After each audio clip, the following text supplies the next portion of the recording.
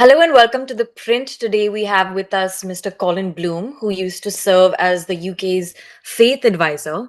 And he's here today to discuss the issue of Sikh separatism and extremism in the context of recent, threats made by Sikh extremist Gurwatpant Singh Pannu. Mr. Bloom, thank you for joining the program. Thank you for having me, Pia.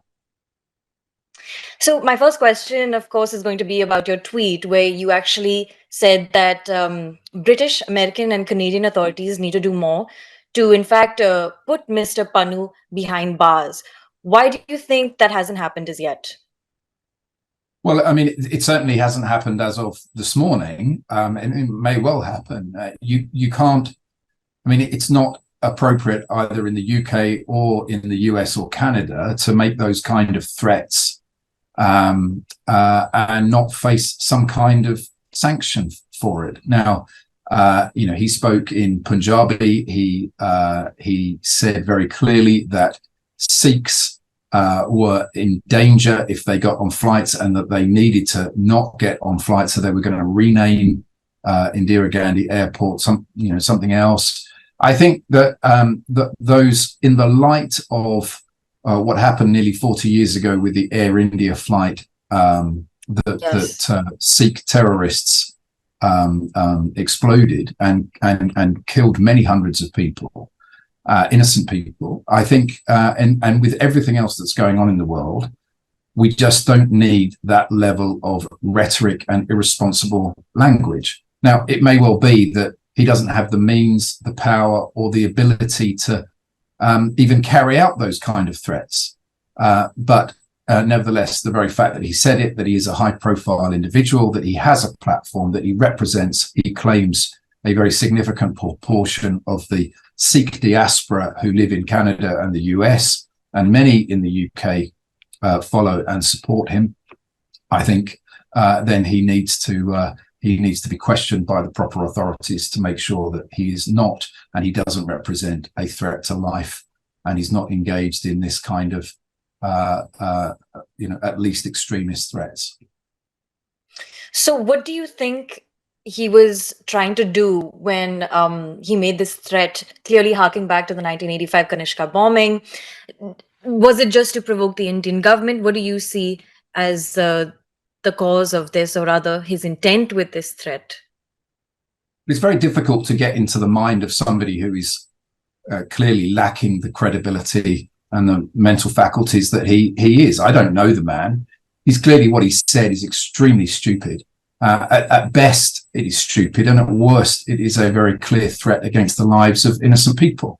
So I can't speculate what his motives for saying it is. But given what is happening in the world at the moment between Hamas and Israel, what is happening in Russia and Ukraine, where we have very, very heightened levels of anxiety about extremist behavior, I think he's been extremely irresponsible. So, he should be questioned. And I hope that whether he's in the US or Canada at the moment, that the proper authorities bring him in and question him to find out exactly what he was getting at. So, of course, for us in India, this is a very sensitive issue because we have an ongoing diplomatic spat with Canada over the death of another Sikh extremist, Hardeep Singh Nijjar. And the probe for that is still going on in Canada. We've seen accusations from Canadian Prime Minister Justin Trudeau that there were Indian agents possibly linked to this murder of the Sikh extremist. So is it that, or do you see, having played the role of a faith advisor to the UK government, that this issue has been tackled differently in the UK compared to Canada? Well, I can't speak for Canada. I mean, Canada has a bigger problem with Sikh extremists than we do here in the UK. I mean, there are certainly more Sikhs as a percentage of their population in Canada than we have. And I have to stress that we're only talking about a very small minority of the Sikh community that are involved in this kind of extremist language and attitudes. The vast majority of certainly of British Sikhs, are law-abiding, kind, peaceful, generous people, and they just want to be left alone to get on with their business, to run their companies, to build their families, to educate their children. That's what they want to do, and they are being harassed and are being coerced by some loudmouth thugs that have an agenda which is it's not a faith-based agenda. This is a political quasi-nationalistic agenda for having an independent state of Khalistan. They don't represent the faith, they represent a political ambition. And the vast majority of certainly British Sikhs want nothing to do with them. But because they're aggressive, because they're very loud, because they're intimidating, some people feel that they want an easy life. They go along with it. My understanding is that whenever these people run for public office, particularly in India, they never get anywhere. There's no real, genuine groundswell of public opinion in the Punjab for their actions. But maybe for reasons of money or power or prestige or ego, they are motivated when they're in Canada, the UK, the US, Australia, and in other countries. So I think it is incumbent upon certainly, and I don't speak for the British government, but I obviously worked for the British government for a number of years. It's incumbent on the British government to take a much more discerning approach to who they're talking to and how they're dealing with it, because the majority of British Sikhs are being let down by these thugs.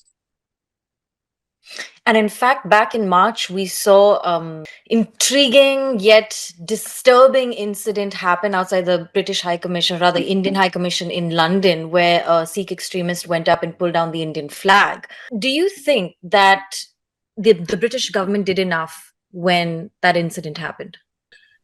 Again, I think the British government needed to do more to protect the place of the Indian High Commission.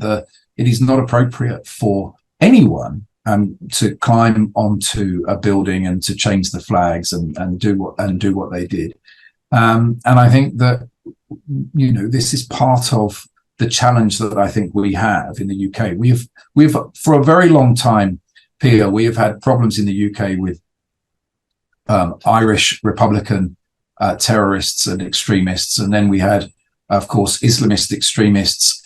And we've got white supremacists and neo-Nazis, and we've had a very successful series of strategies in dealing with those extremists and those terrorist groups. I mean, we only have to get it, they only have to get it right once for there to be enormous suffering and carnage. But the British security and intelligence services need to get it right every single day, and for the most part I think they're doing an absolutely brilliant job.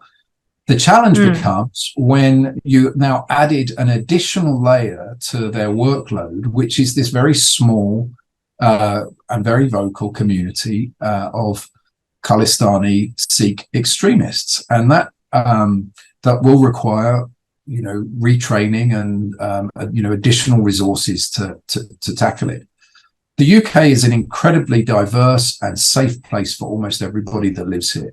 Whether you're black or white, male or female, gay or straight, from the north or from the south, whether you're Muslim, Christian, Hindu, Jew, Sikh, whoever you are, this is a pretty good place to live. But in all communities, there are these fringe elements that want to ruin it for everybody else. And they are motivated, more often than not, they are motivated by pride or ego or money or prestige. And this is exactly what we're seeing within a very small minority within the Sikh community. And the British government need to do more to tackle it. And would you say that, you're obviously well versed with the UK Terrorism Act, of 2006, and the kind of laws in the UK when it comes to glorification of terrorism. Now, assuming that Pannu is in the US, because that's where his organization SFJ is based, are there any American laws that you've read about or you're aware of that would warrant an arrest for him based on the recent threat he issued? Well, I don't know that. I know that if he was in the UK, he almost certainly would be arrested and questioned for what he said. I find it hard to believe, given the atrocities that have happened in the US, whether it was 9/11 or other racially motivated or religiously motivated terrorist attacks, that they don't have appropriate laws to deal with this. It makes it particularly complicated because he is talking about a threat, an aviation threat, and of course there are international laws that cover international aviation, and so again, I can't get into his mind. I have no idea why he said what he said, but certainly, which is why I called for the Americans and the Canadians and the British to work together to see what they can do. Because when it becomes a threat which is hermetically sealed within one jurisdiction, then that can be dealt with by that individual jurisdiction. But when you're making threats on international aviation, it covers many countries, and certainly we have a very keen interest in making sure that that is dealt with appropriately, whether we're in Britain, Canada, America, or India. Well, thank you, Mr. Bloom, for taking the time out to speak to us about this very important subject. I'm sure you will be monitoring it as closely as we are. Thank you, Pia. Thank you.